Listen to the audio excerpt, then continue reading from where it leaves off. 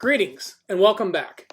We're having a conversation on leadership effectiveness, and we're looking at the Trilateral Leadership Ledger as presented by Chris Brady and Orrin Woodward in their New York Times bestselling book, Launching a Leadership Revolution. Character times tasks times relationships equals leadership effectiveness. That's the Trilateral Leadership Ledger.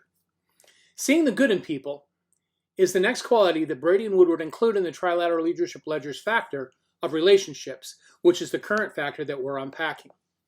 The Merriam-Webster Online Dictionary defines good as praiseworthy character.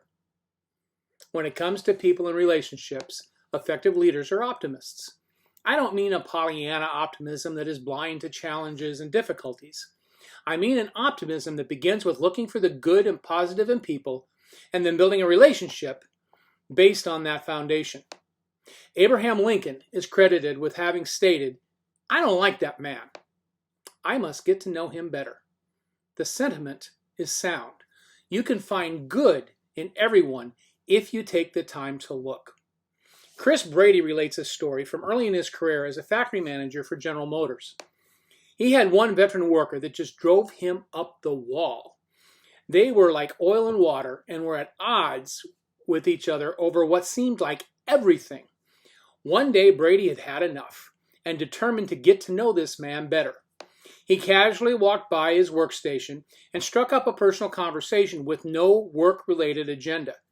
To his amazement, Brady learned that this gentleman was not only a veteran, but bordered on being a war hero. He also discovered that they had much more in common than either one of them really knew. From that day on, the relationship changed for the better. The point is that Brady took the time to look for the good, and he found it. Effective leaders are successful at establishing lasting positive relationships by finding and building the good in people. Stay tuned. We'll unpack this some more.